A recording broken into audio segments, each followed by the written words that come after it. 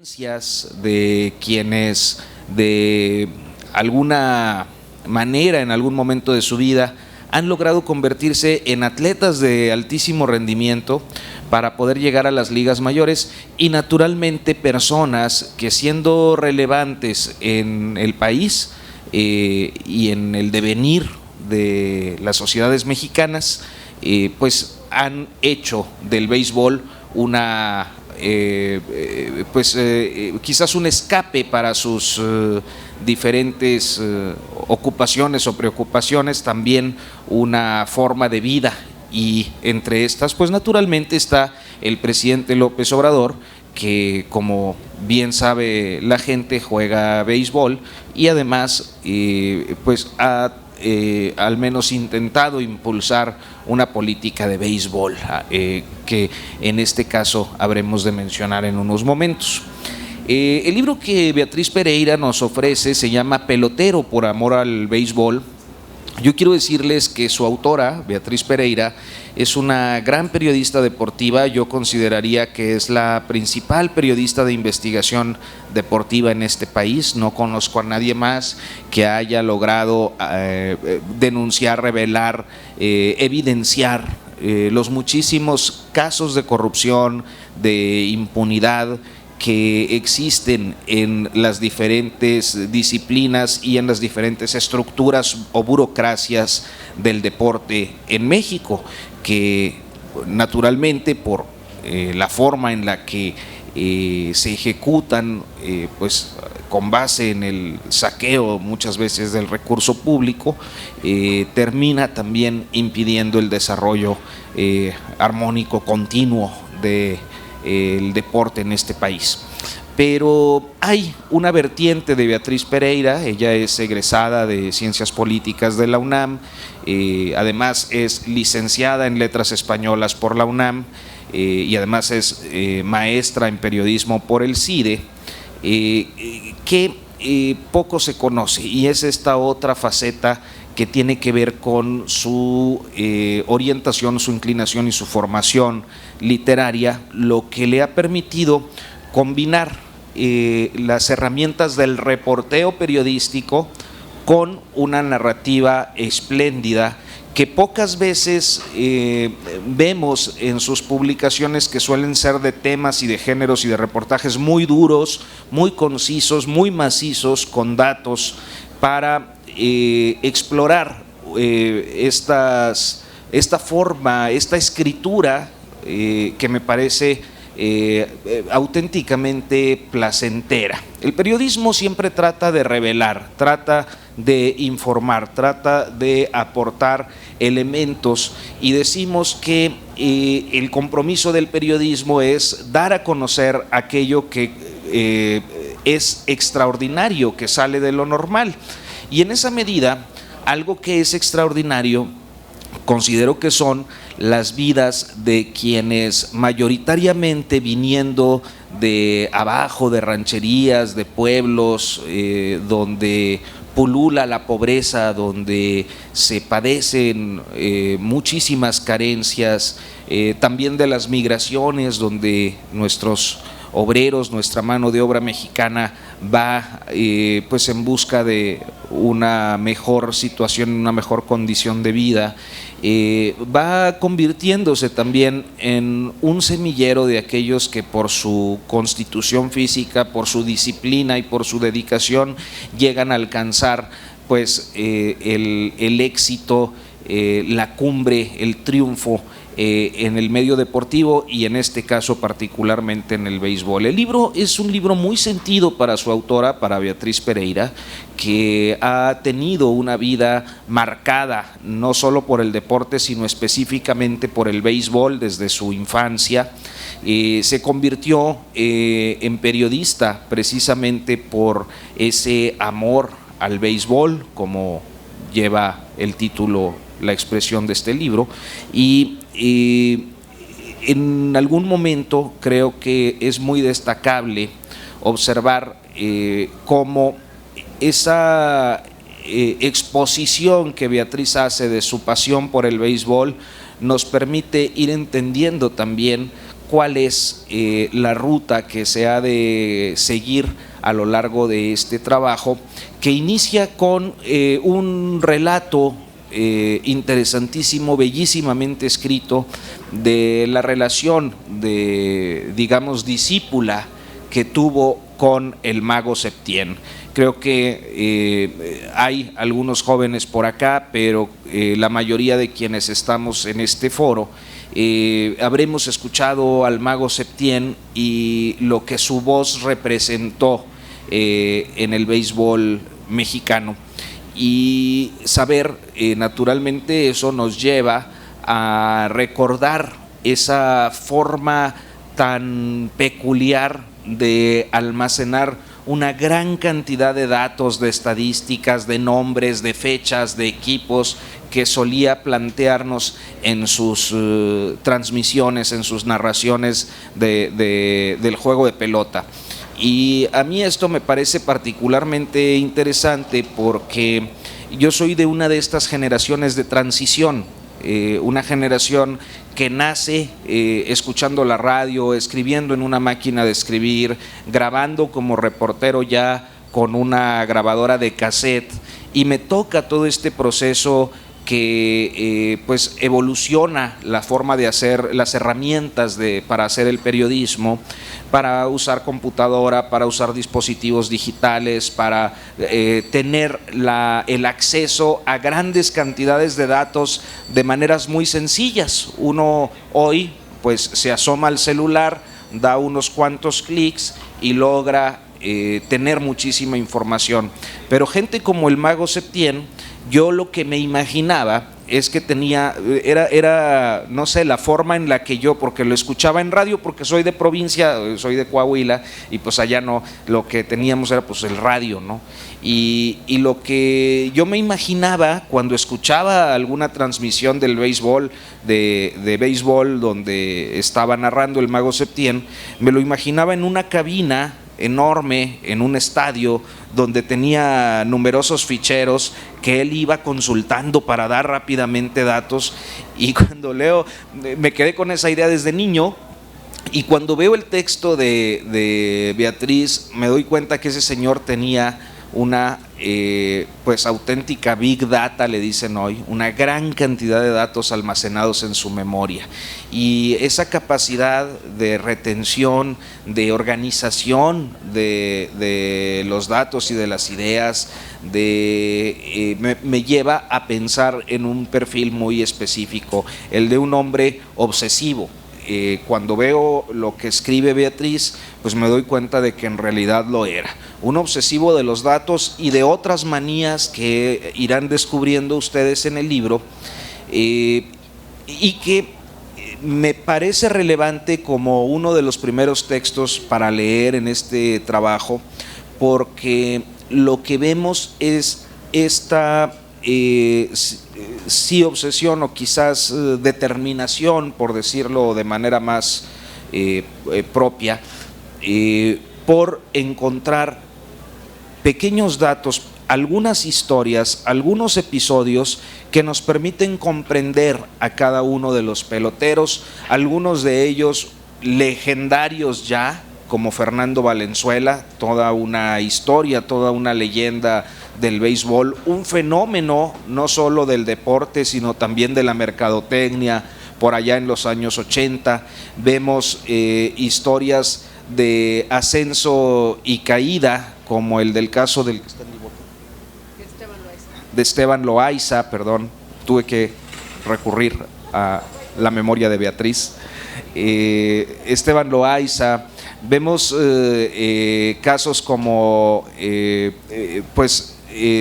gente que, además de estar inmersa directamente en el terreno deportivo, ha tenido el béisbol como un objeto de trabajo para la construcción de otra cosa.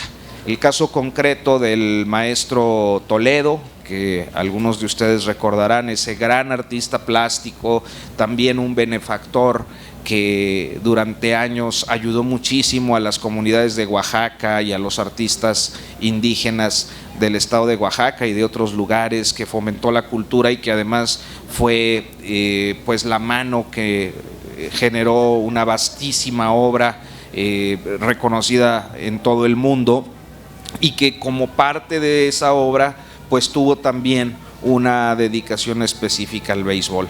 Entonces creo que el libro nos adentra sobre todo en un país donde las industrias del entretenimiento, bajo una lógica muy capitalista por cierto, nos han impuesto de una manera muy arbitraria y autoritaria la pasión por el fútbol, despojándonos de las posibilidades o de el mismo acceso para otros deportes. Volver a esa tradición y recorrer las vidas y los milagros de quienes han consagrado su vida al rey de los deportes, creo que es una buena manera de reaproximación o de aproximación para quienes en su afición pudieran ir encontrando intereses muy específicos en cuanto a este deporte.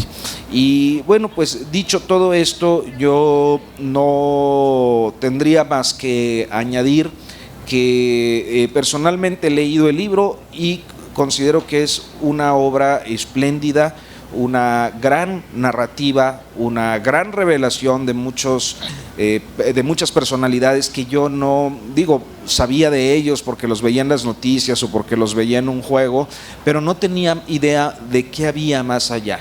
Y en este libro uno lo puede encontrar, entonces se los recomiendo muchísimo. Si tienen oportunidad de verlo, de leerlo, creo que lo van a disfrutar mucho. Además es una lectura muy accesible en el sentido de que los perfiles no implican grandes paginados, uno puede disfrutar mucho un perfil, quedarse por ahí en uno de los relatos, recreándolo, reflexionándolo, recordándolo y volver al día siguiente para continuar con otro, o bien lo puede leer de un tirón, porque al menos para mí fue verdaderamente atrapador.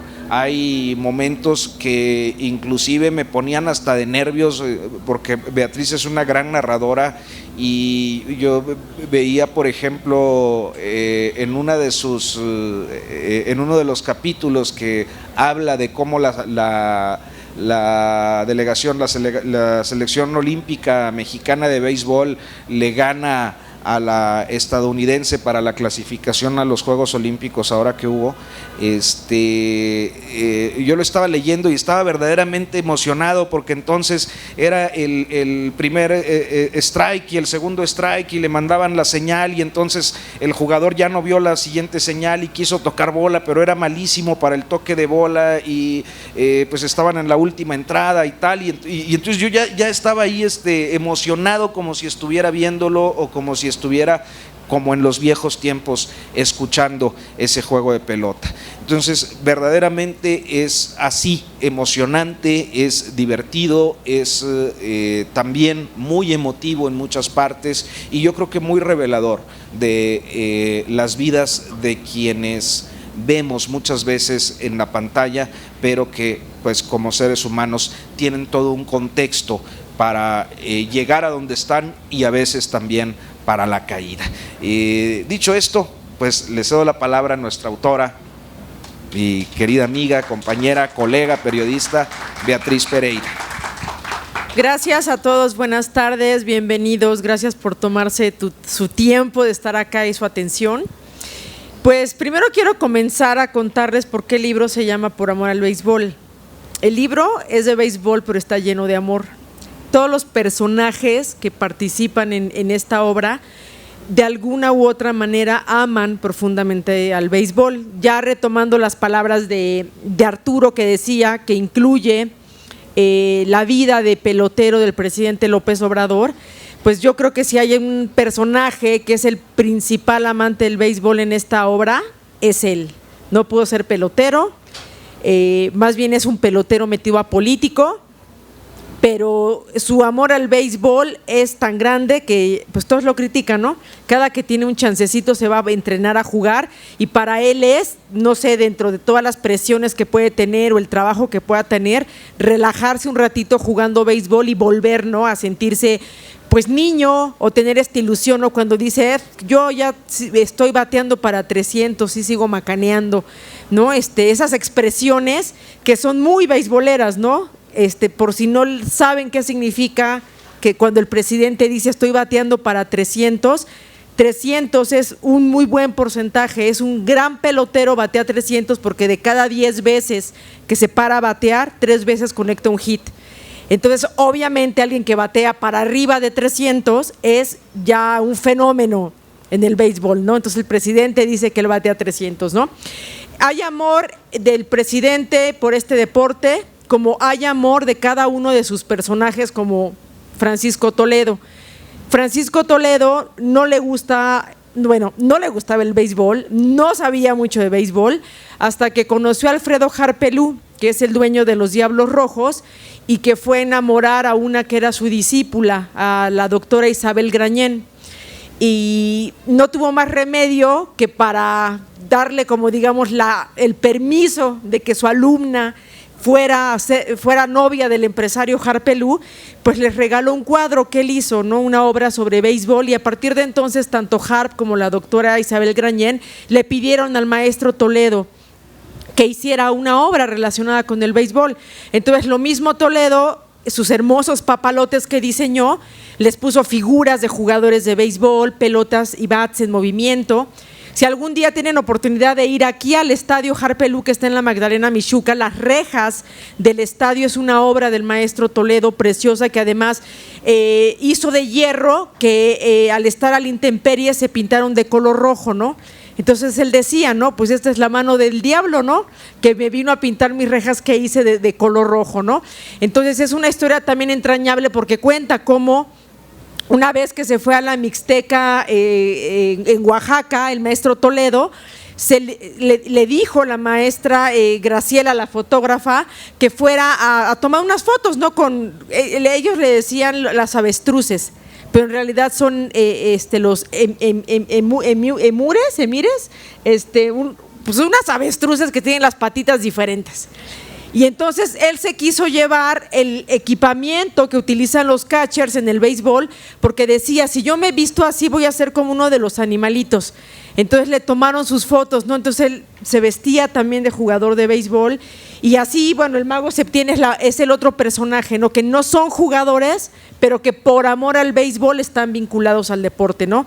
Los otros personajes son jugadores mexicanos, que ya decía bien Arturo, todos nacieron en las zonas más pobres de nuestro país, en ejidos, en pueblos, en rancherías, y de ahí salieron lo mismo para jugar béisbol en la Liga Mexicana.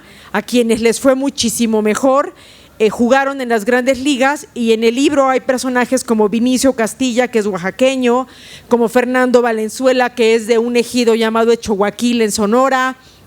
Está también Esteban Loaiza, que es de Tijuana. Está José Urquidi, que es de Mazatlán, donde en enero estaremos con las brigadas presentando también pelotero. Está Juan Castro, que es de Los Mochis, Sinaloa, que pasó 17 años jugando en grandes ligas por el hecho de que sabía tocar la bola. Entonces él no bateaba para 300, él no era un gran cañonero, pero sabía hacer y ejecutar muy bien esta jugada que está en peligro de extinción: tocar la pelota, que es la estrategia del béisbol. Los japoneses lo saben hacer muy bien. Y entonces la historia de Juan Castro es ya como aquel muchachito que salió de ese ejido, que su papá lo fue a sacar de la escuela, porque llegó el señor Mike Brito. Para quienes les suene un poco más, es un scout de sombrero blanco y puro y lentes oscuros. Él lo vio allá y le dijo: vente, chamaco, te vamos a llevar a Pastejé, aquí en el Estado de México, por donde el Carlos Peralta tiene sus industrias USA, y allá había unos campos de béisbol. Ahora ya nada más queda la pizarra de madera toda destruida, ya no queda nada de eso que fue como la gran escuela donde nuestros peloteros mexicanos iban a aprender este deporte antes de irse a Estados Unidos. Tenemos la historia de Francisco Campos. Si no lo conocen como Francisco Campos, a lo mejor les suena como Pancho Ponches. Pancho Ponches, que jugando para los Venados de Mazatlán en un juego ponchó a 20 bateadores. Entonces, si se llama Pancho y poncha tantos, pues es Pancho Ponches. Pancho Ponches ahora es manager de los Piratas de Campeche, no gana nada, les va a remar a los pobres piratas, pero Pancho Ponches es un extraordinario jugador que se destacó porque aprendió a lanzar una pichada que se llama tenedor, era la catcher. Y entonces un día uno de sus coaches le dijo, no, tú no puedes ser catcher, a ver, ponte a lanzar. Y solito, después de muchos años de cachar y de que él veía que le lanzaban los pitchers, aprendió esa pichada de tal suerte que un día lo lanzaron, así, a ver, órale, necesitamos un pitcher, entra, y su catcher le dijo, bueno, ¿qué? Pues nos vamos con pura recta, no pura velocidad, porque no saben lanzar nada. Nada, señor, recta y tenedor. Y un gran lanzador, lo que nosotros conocemos como tenedor, que en Estados Unidos le llaman el sinker, pues es una pichada de mucho valor, ¿no? Está también por aquí Esteban Loaiza, que la historia de Esteban Loaiza ya no tanto es lo que pasa en el campo. La historia de Esteban Loaiza es la de un jugador que en 2003 se encumbró, abrió el juego de estrellas por la Liga Americana y unos años después, cuando se retiró, fue a la cárcel acusado de narcotráfico, acaba de salir de prisión, pero aquí está la historia de quién era Esteban Loaiza cuando era un chiquito que vivía en Tijuana con sus papás, con sus hermanos. Y en general el libro plantea eso, o sea, no importa que no le sepan al béisbol, que no le entiendan al béisbol, que no les guste, que hasta lo odien, porque digan, ay, qué aburrido, o le gusta al presidente. En el libro hay historias que ustedes se van a identificar con ellas, o un primo, o un hermano. Es gente de lucha, ¿saben? Es gente que viene de la nada, que viene de los lugares más amolados de este país y que le tuvieron tanto amor al juego que empezaron jugando en la calle, luego en la liguita del pueblo, luego en la liga municipal, hasta que los ojos de un scout los encontraron y les dijeron, vente, chamaco. A uno de ellos, Francisco Córdoba, que además se destaca porque es el único pelotero mexicano junto con otro veracruzano como él que se llama Ricardo Rincón, tienen un récord único en Grandes Ligas. Juntos tiraron un juego sin hit ni carrera combinado. Córdoba tiró 9 entradas, Rincón lo relevó, tiró la entrada 10, lo hicieron con los Piratas de Pittsburgh. Y Francisco Córdoba ni siquiera quería jugar béisbol, es de por ahí de Cerro Azul, Veracruz. Y cuando un scout que se llama Alberto Joachín lo trajo a la Ciudad de México junto con su hermano, los dejaron aquí enfrente del Parque del Seguro Social, donde ahora es un horrendo centro comercial que se llama Parque Delta. Enfrente estaban los cuartos donde vivían los jugadores. Llegaron, entrenaron y al día siguiente en la madrugada se pelaron. Y entonces, ¿dónde están? No, los Córdoba ya se fueron y hasta Cerro Azul va otra vez Joachín y le dice a su mamá, vengo por los muchachos. No, acá no están. No se haga, señora, ¿qué están? El Francisco Córdoba estaba escondido en un árbol, se trepó para que no se lo llevara. Y dice Alberto Joachín, yo este cabrón lo bajé del árbol y le dije, muchacho, no sabes lo que te estás perdiendo. O sea, tú con ese talento y ese brazo que tienes, tú vas a ir para Estados Unidos. Total que acepta y al poco tiempo se lo llevan y pues el choque cultural de Francisco Córdoba. ¿Qué hace un muchacho que bajaron de un árbol, que no hablaba inglés, jugando entre gringos, entre mexicanos, mexicoamericanos que tampoco le quieren hablar en español? Por ahí uno que otro lo ayudaba y Córdoba chillaba por el teléfono con su esposa. ¡Ay, quiero estar aquí! Nadie me habla, no entiendo nada. Y la esposa, aguántese, cabrón, que tiene hijos que mantener. Y Francisco Córdoba se convirtió en uno de los mejores jugadores que ha dado México, ya está retirado. Está Oliver Pérez. La historia de Oliver Pérez le pusimos así como cabeza, es la historia de un renacido. Oliver Pérez, los Mets de Nueva York le dieron un contrato de $36 millones y el muchacho nomás no podía ganar y perdía, hasta que un día le dijeron, mira, te vamos a seguir pagando, pero ya vete, cabrón. O sea, ya no te queremos. Y lo corren, entonces es muy humillante, muy vergonzoso, además con la prensa de Nueva York encima. ¿Quién fue el bruto que le pagó $36 millones a este? Oliver Pérez es un zurdo de 1.90 que tiraba rectas de 93 millas, pero estaba lesionado y no le dijo a nadie. Entonces se aguantó, pero lesionado salía y tiraba hasta que tronó. Cuando lo corren, Oliver Pérez se va a las ligas menores a picar piedra con los chavitos, que además lo veían así, ¡ay, viene Grandes Ligas! Se puso a picar piedra otra vez y dijo, yo regreso porque regreso. Oliver Pérez se convirtió en el pelotero mexicano que más temporadas tiene en Grandes Ligas, cumplió 21 este año con los Indios de Cleveland. Y luego, como el béisbol ha cambiado, a Oliver, como es zurdo, lo contrataban como pitcher situacional. Tú nada más vas a entrar y te vamos a pagar para que enfrentes a un zurdo, porque dice el béisbol que el pitcher zurdo domina al bateador zurdo. Eso lo sabe bien López Obrador. Entonces, cambia el béisbol y le dicen, pues como ya no hay pitcher situacional, porque ahora cada relevista tiene que enfrentar a 3 bateadores por fuerza, si no, no puede salir, lo corren. Entonces Oliver Pérez viene a recalar acá con los Toros de Tijuana y se corona campeón con los Toros de Tijuana esta temporada. Le toca que le escojan para ir a los Juegos Olímpicos, le fue re mal, le pusieron una chinga, como de los peores juegos que se le han visto a Oliver Pérez en la vida. Pero al final de cuentas, ¿qué es esto que les pasan a estos hombres? Somos nosotros, nos caemos en la vida, nos equivocamos, nos corren de la chamba, se nos van los hijos de la casa y toda la vida vamos perdiendo cosas, pero toda la vida por amor a lo que quieran, a la profesión a la que se dedican, por amor a sus hijos, a su familia, a lo que ustedes hacen, se ponen de pie, se levantan y siguen luchando. Entonces, otra vez, aquí van a encontrar personajes que seguramente no conocen, pero que van a decir que de que no se amilanó, siguió luchando, siguió adelante y aquí están, son parte de la historia del deporte de México.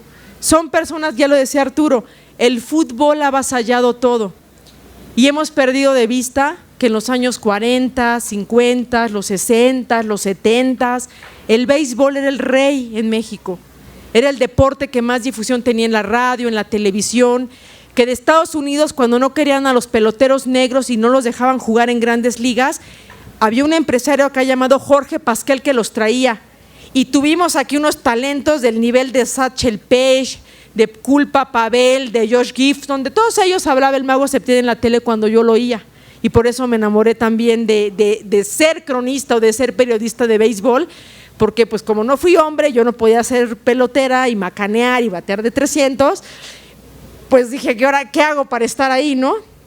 Pues periodista, ¿no? No había muchos periodistas de deportes cuando yo empecé a ser periodista, pero pues aquí estoy y este es mi hijito. Les va a encantar, léanlo, si no les gusta, enamórense del béisbol, conózcanlo y conozcan a estos personajes y luego pásenselo a sus hijos o a sus sobrinos y díganles que lean estas historias de gente que es trabajadora, luchadora, que son mexicanos, que vienen de lugares donde parecía que nada podía florecer y nada podía darse ahí. Estos señores pusieron el nombre en alto de nuestro país, de sus ejidos, de sus pueblos y yo también amo mucho al béisbol, entonces todos amamos al béisbol. Pelotero por amor al béisbol, muchas gracias.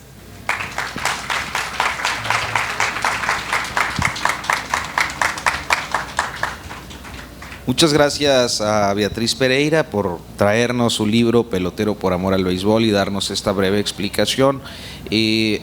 Aquí yo creo que puede ser que exista un interés por conocer lo que hiciste, lo que trabajaste en relación, por ejemplo, con el presidente López Obrador.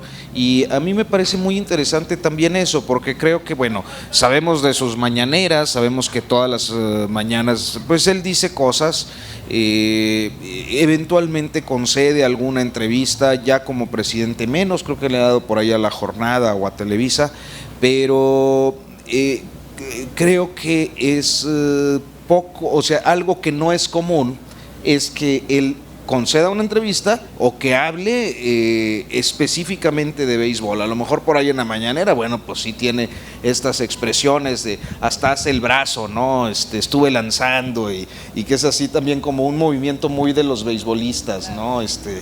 Mover como el hombro, el manguito rotador o no sé cómo se llama, ¿no? Que hace esto.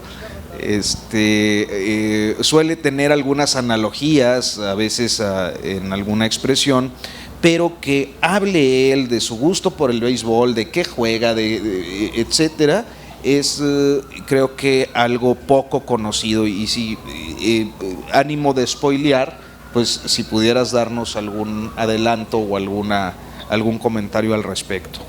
Sí, yo sí los voy a spoilear porque la verdad esa es una historia súper bonita. Yo entrevisté al presidente López Obrador cuando no era presidente, cuando no era candidato.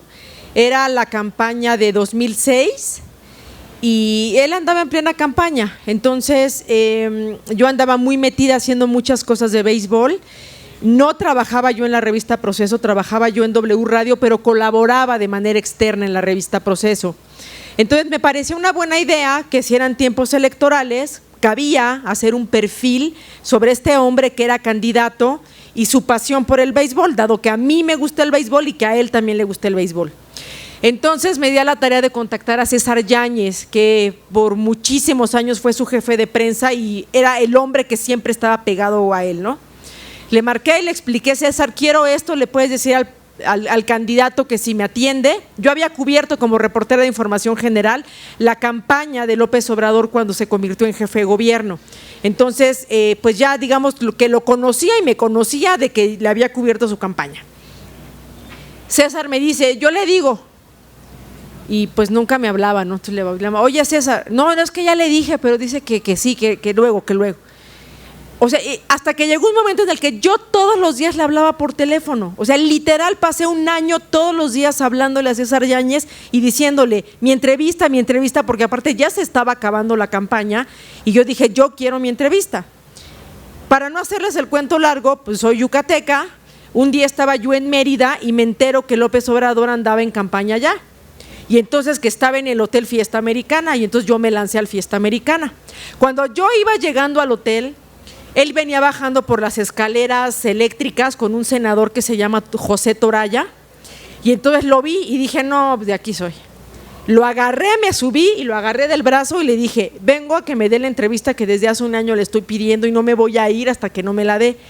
No, pues así con esos modos, pues. No, ¿era así o no era así? Y me dijo: tú eres la del béisbol. Así como se ve que todos los días César le decía: están chingando la entrevista. Y entonces le dije: mire, se la voy a poner fácil, usted está yendo a Cancún, entonces yo me voy a subir con usted a su camioneta y en el traslado de Mérida a Cancún yo lo voy a entrevistar. Y ahí donde acabe la entrevista yo ahí me bajo y ahí me regreso. Pero si no, no, yo tengo que llegar a dar un discurso y lo voy a estudiar. Y yo: ay, no es cierto, usted no tiene que estudiar nada. No, a ver, César. Dile, ya sabes dónde, el lunes, ahí te veo. Me voy a entrenar, Cuando yo acabe de entrenar, ahí. Entonces ya me dice César: no, pues ahí te esperamos en la liga tranviaria, pero no le digas a nadie, porque pues le gusta ir ahí, no quiere que nadie sepa, ¿no? Que no le estén molestando. No, pues perfecto, ¿no? Y entonces ya llego el lunes, yo estaba feliz, escenario ideal porque jala toda la bola, ¿no? Tenía su equipo de béisbol que se llama Amigos. Entonces allí estaba el zurdo Ortiz, que el zurdo me conoce súper bien, ¿no? Peloterazo zurdo de los Diablos Rojos. Estaba con Martín Terrazas, catcher de los Tigres, pues los vi jugar a los dos cabrones. Y llego y el Martín Terrazas: mira, está mi hijo, el Iván, ya va a jugar. El Iván juega ahorita con los Diablos, estaba regresando de ligas menores, no se estaba quedando. Toda la bola. Me pongo a ver y digo: ay, este cabrón sí juega bien. No, pues, o sea, se alucina, pues. Se para, se estira, echa el guante, batea, tíramela. Y el que le pasa la bola era el que era el trainer de los Tigres. O sea, yo los conocía a todos. Y entonces ya se acaba todo sudado y me dice: bueno, te voy a dar 15 minutos. Y dije: no manches, en lo que me saluda ya se acabó la entrevista, ¿no? Con lo lento que habla. Pero entonces ahí conocí, se embruja con el pinche béisbol. O sea, se puede caer el mundo y él no para de hablar de béisbol. Entonces yo le dije: no, a ver, cuéntame su historia. Entonces me empieza a contar de cuando era chiquito, que entonces él allá en su pueblo, en Macuspana, jugaba con sus hermanos, pero entonces que se iban en las barquitas, porque pues es pura agua Tabasco, ¿no? Entonces iban a todos los pueblitos. Ayuco. Se iban en Ayuco a jugar béisbol, y el equipo que ganaba pues le iban a dar de comer. O sea, el premio era: la gente del pueblo te va a dar de comer y te regresas así como llegaste, ¿no? Y entonces me presumió: mira, ves mi dedo, está chueco porque me dieron un pelotazo. Y me quedó así porque fui con el huesero, pero ya me tardé. Y cuando fui me dijo: ya tienes rebaba, ya no se te va a curar. Y mira, es mi orgullo. Pero esto no lo pongas en la entrevista porque me da pena. Obvio que lo puse, ¿no? Y me quedé con él hablando como 1 hora y media, o sea, los 15 minutos, y me contó y quién era su jugador favorito y en las grandes ligas, y que si Vinicio, y que si Gene Edmonds, y que le va a los Cardenales de San Luis, y que, bueno, él iba a los Olmecas de Tabasco, pero que como ya fue jefe de gobierno, ya cambió con los Diablos Rojos. Me habló de cuando en la UNAM jugó para el equipo de odontología, su pasión, su sueño. Y una parte que también me contó es algo que a mí me dejó muy sorprendida, y que esa es la razón por la cual yo incluyo la historia de López Obrador 12 años después de haberlo entrevistado. Fue porque él me dijo: cuando yo sea presidente, el béisbol va a ocupar en este país el lugar que se merece. Ya estamos hasta acá de fútbol y el béisbol tiene que ser reivindicado. Y entonces yo voy a construir unas escuelas donde los niños puedan ir a estudiar y puedan entrenar béisbol, y que México pueda tener más niños practicando este deporte, y que ya todo deje de ser fútbol. Y es su proyecto, que comenzó llamándose ProBéis. La verdad no ha salido muy bien ni como él esperaba. Ya saben, eso de las políticas públicas es otro tema. Pero ya existen los bachilleratos, están incorporados a la SEP, hay uno en Texcoco, uno en Ciudad Obregón, uno en Hermosillo, otro en Campeche, otro en Veracruz, y lo que va a hacer es darle la oportunidad a los chavitos de que se inscriban, hagan la prepa, y si quieren ser coaches, entrenadores, jugadores, fisiatras, algo relacionado con el béisbol, ellos puedan tener la preparatoria y puedan seguir formando parte del béisbol, que es algo que pues mucha gente no lo hacía en México porque no había este espacio. Entonces, el resto de la historia, no crean que les conté todo, hay un montón de cosas que él cuenta, pero esa es la historia de cómo logré conseguirlo. Después ya lo he seguido buscando para que me dé otra entrevista y actualicemos la información y hablemos de otras cosas de deportes, pero ya no se deja. Entonces, a lo mejor es la primera y la única vez que lo voy a entrevistar. Igual compren pelotero y échenle el ojo para que vean la historia del pelotero metido a político. Muchas gracias, Beatriz. Pues bueno, nos quedan unos 15 minutos, no sé si quieran hacer alguna pues comentario, alguna pregunta, algún cuestionamiento. Yo sé que siempre puede haber inquietudes en estas presentaciones, así que quedamos abiertos. No sé si alguien de la brigada nos pueda ayudar para mover el micrófono en caso de que haya algún comentario o alguna pregunta. Pueden acercarse quien quiera. ¿No vas a poder cuidado con la bocina? Sí.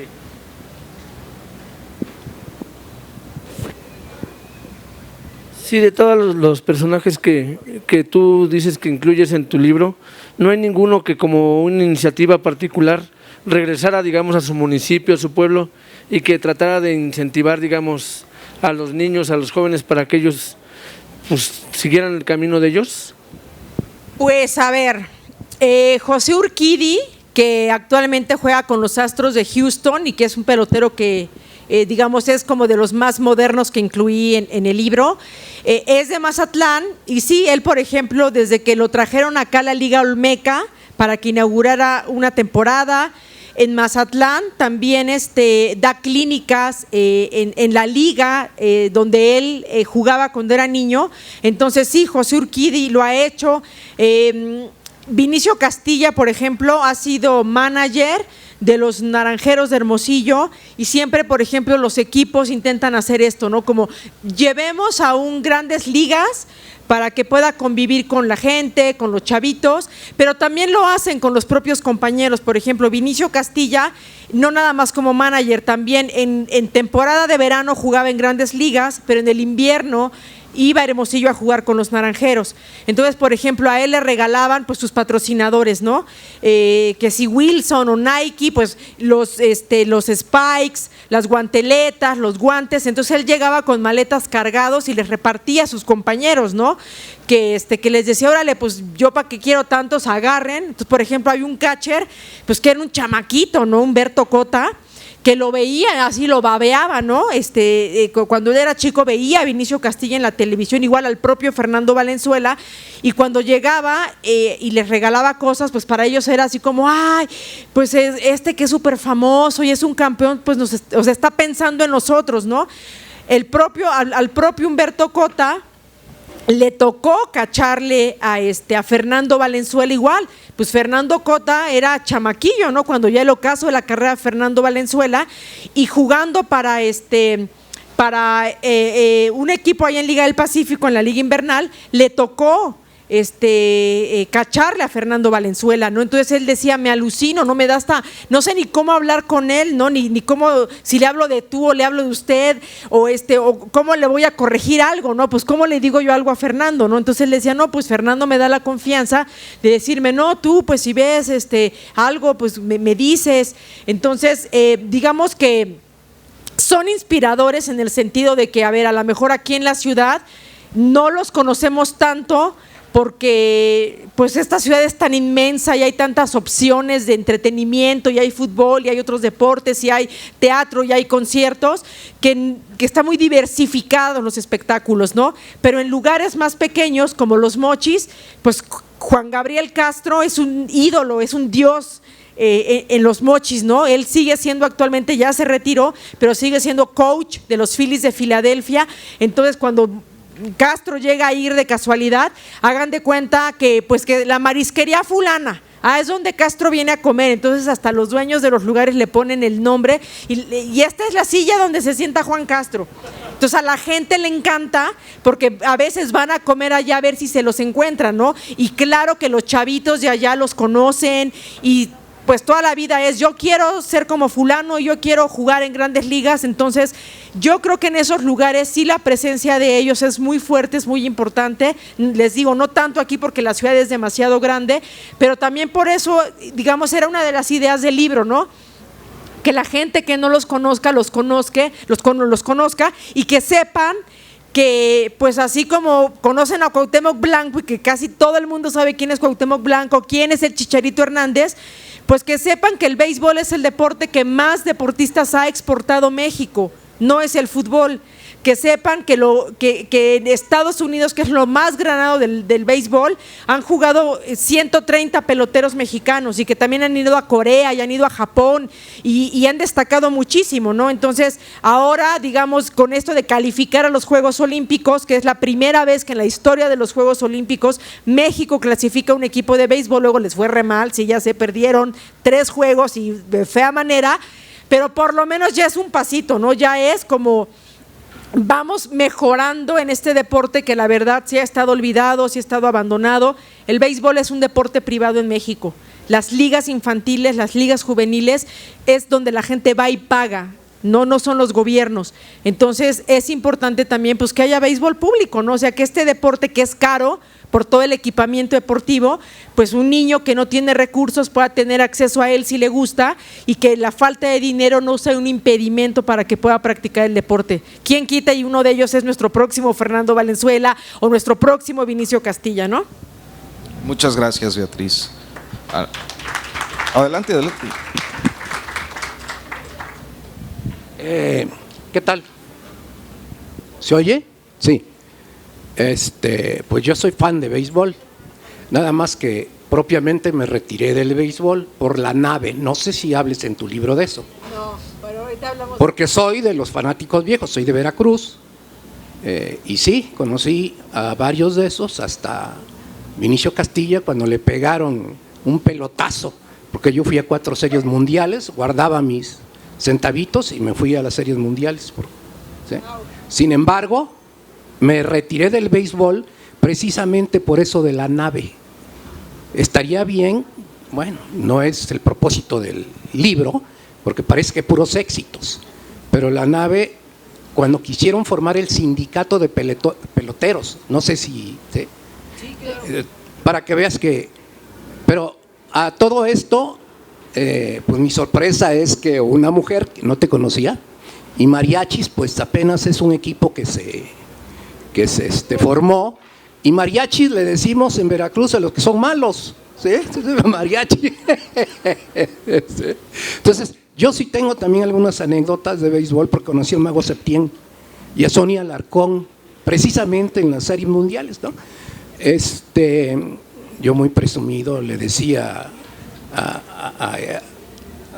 el Mago Septién, yo sé todo, pregúnteme lo que quiera, ¿no? Y me hace una pregunta. En el primer partido, cuando sale de Estados Unidos a otro país, que fue en Toronto, ahí me dice, me ve y yo sabía que no, imagínate decirle nada más por broma, y me dice, ¿cuántas costuras tiene la pelota de béisbol? Le digo, pues es lo único que me falta saber, ya, vete. Pero esto de la nave, yo creo que le vino a perjudicar al béisbol. ¿Sí?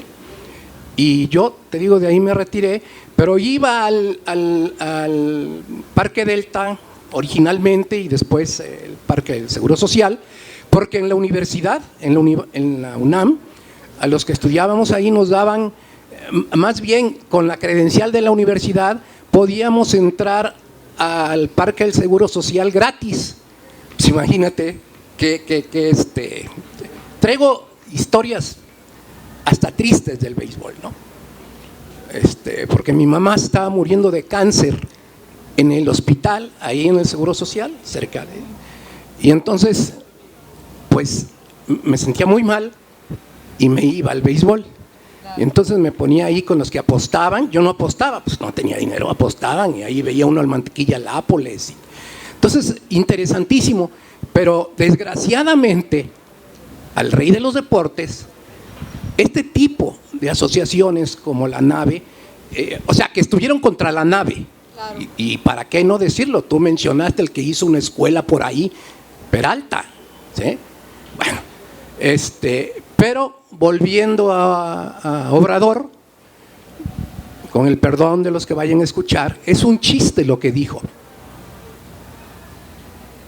Cuando le preguntan por su salud, en una de las mañaneras, yo sé que aquí el compañero me da medio a reconocer, y también estuve en la mañana donde enfrentó al presidente. Si no enfrentó al presidente, los periodistas tienen que no estar de parte de, pero tampoco tergiversar las cosas para que tú pienses otra cosa, que sean directos, ¿sí?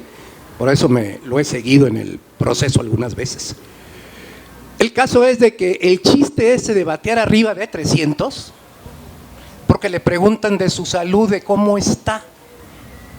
Pues sí es cierto, todos los que jugamos béisbol, yo jugué béisbol, esta pierna me la quebré en una barrida.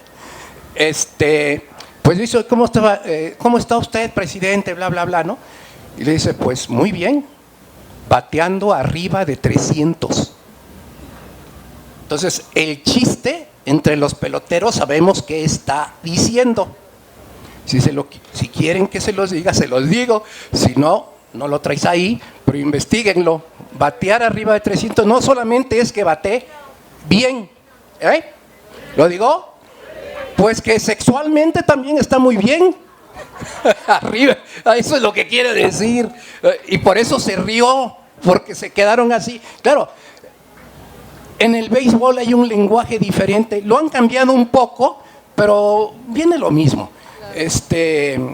Como hablas del toque de bola, pero a mí lo más maravilloso de esto es que es la primera mujer que yo oigo que habla con bastante conocimiento del béisbol, ¿sí? Y me da mucho gusto. Posiblemente compre tu libro. Pero bueno, me da mucho gusto de veras aquí recordar al compañero.